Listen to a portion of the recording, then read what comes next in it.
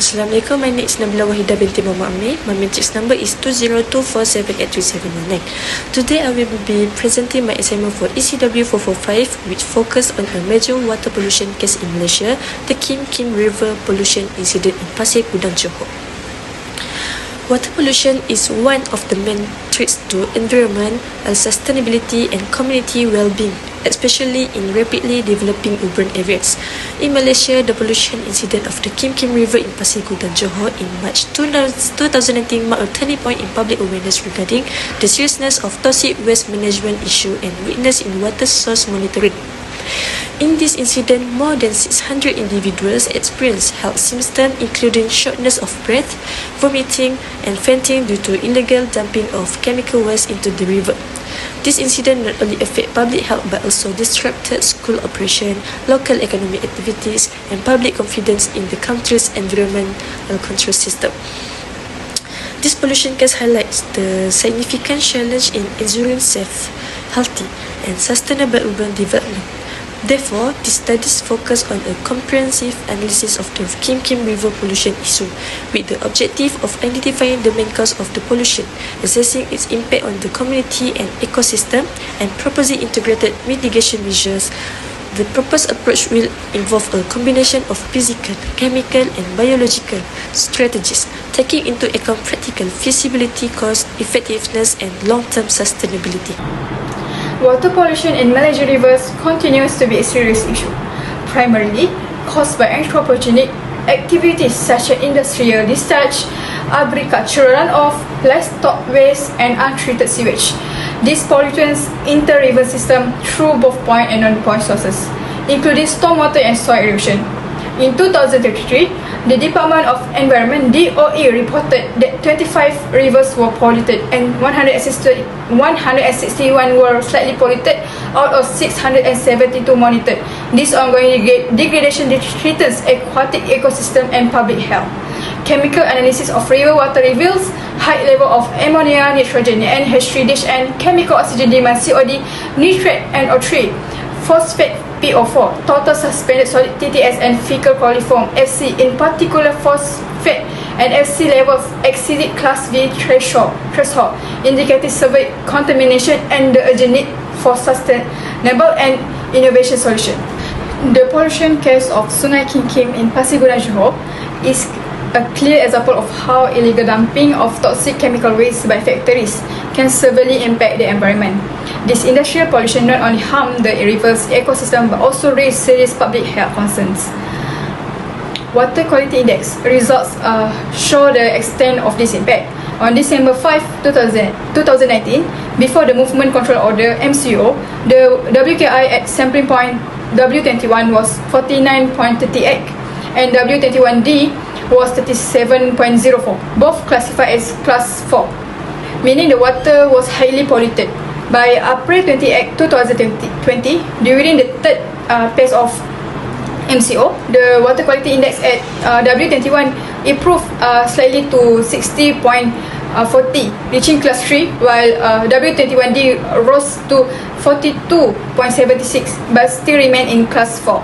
These results highlight some improvement likely due to reduced industrial activity during MCO, but overall the pollution levels remain critical, showing the need for stricter enforcement and sustainable solution to protect our rivers. The pollution of Sungai Kim in Pasir Gudang, Johor had a serious impact on the environment. One major issue was water contamination.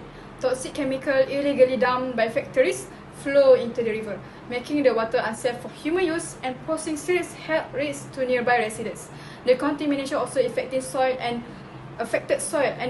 nearby water sources, creating long-term environmental damage. Another major impact was the loss of aquatic life. The presence of hazardous substances reduced oxygen levels in the river, making it difficult for fish and other aquatic organisms to survive. As a result, the river's ecosystem was disrupted, with many species either dying or forced to relocate. The Sungai Kim incident is clear example of how pollution can destroy river environments and threaten the balance of nature if no proper action is taken. The illegal dumping of toxic waste into the Kim Kim River in 2019 caused a major public health emergency. Over 1,600 people were affected, including school children, teachers, and local residents. Many experienced symptoms such as shortness of breath, headache, nausea, vomiting, and skin irritation.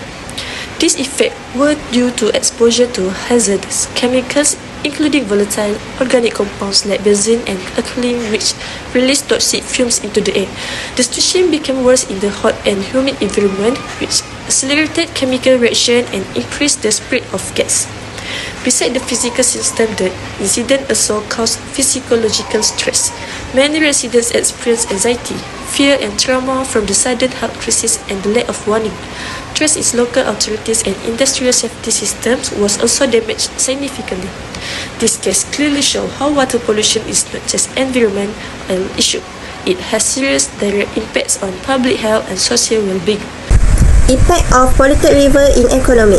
First is increased water treatment costs. Toxic chemicals make river water unsafe for human and industrial use. Government must spend more money on advanced water filtration and treatment. This can lead to higher utility costs for industries and residents. Second, loss of recreational value. Polluted river look, smell and feel unsafe.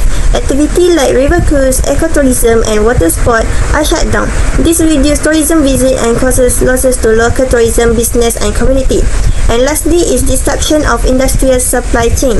Some industries like agriculture or food processing rely on clean water. Polluted river may disrupt their operation, forcing them to move or close. This can affect job, export and economic stability in affected region. To address the cause of the Kim Kim River pollution and prevent future incidents, we propose a set of integrated mitigation measures that combine physical, chemical, and biological approaches. These solutions are designed to be both practical in the short term and sustainable in the long term. First, under physical measure, short-term action include deploying floating booms and oil skimmers to contain and remove chemical residues. Temporary barriers or dams can also isolate contaminated section of the river to prevent further spread. In the long run, we recommend installing real-time water quality monitoring system to enable early detection of pollution. In addition, multi-engineer wetlands and buffer zone can help filter runoff before it reaches the river. Second, for chemical measure, we can immediately apply neutralizing agents like lime or activate carbon to reduce toxicity and absorb pollution. Coagulation and flocculation techniques can also help remove suspend chemicals from the water. Long term, we need stronger enforcement of industrial water regulation, including strict permits and routine audit. Promoting zero waste policy with heavy penalty for illegal dumping is also essential. Third, on the biological side, bioremediation or using selected microorganisms can help break down toxic compounds naturally. Aquatic plants such as water yensil or duckweed can also absorb heavy metals and nutrients from the water. For sustainable impact, we propose a long-term river rehabilitation program involving continuous biological treatment and restoration of natural habitats. Community-based river monitoring, especially involving school and NGO, can build a culture of environment responsibility. To raise awareness about river pollution, we carry out a campaign to distribute posters highlighting water pollution issues in Malaysia. For example, one of our posters focuses on river pollution caused by industrial waste, agricultural runoff and untreated sewage. The impact of this pollution is serious. Contaminated rivers can cause skin irritation, rashes, cancer, and even liver and kidney damage. But we can take action. First, do not pour oil, grease, or paint into sinks or drains. Second, join on organized river clean-up programs. And third, report illegal dumping to the Department of Environment. The DOE is a government agency under the Ministry of Natural Resources and Environmental Sustainability. It plays a vital role in protecting and monitoring Malaysia's environment, especially our rivers and ecosystem. Let us work together to keep our river clean for the health of our communities and the future of our environment. Innovation solution for water pollution control. In many industrial areas, factories illegally discharge toxic chemicals into river to avoid treatment costs. These chemicals harm aquatic life, pollute water supply, and endanger surrounding communities. The current floating net system only captures solid waste and they do not detect or remove chemical pollutant. Innovative products Smart EcoNet and River Shade system. We propose a 2-in-1 system, Smart Eco Floating Net system, solid waste capture, that capture floating plastic industrial packaging and debris. It also integrates with solar-powered sensor that detect water turbidity, waste level and presence of heavy metal and chemical residues.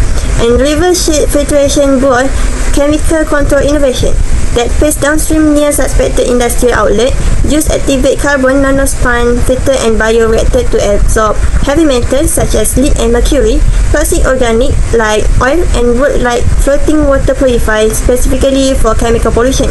And other than that, we add a new element which is nearby mini recycling and detox center that set up near riverbank in polluted zone. Sort and recycle solid waste collected from the Smart EcoNet, processing filter chemical sludge from river shade for safe disposal, and also include toxic waste tracking system to identify illegal dumper via sensor lock, awareness space to educate local factories and the public. The conclusion is the illegal dumping of toxic chemical waste by factories is a serious form of industrial pollution. It pollutes river, destroy ecosystem and harm human health. This issue show the lack of responsibility from some industries and weak environmental enforcement.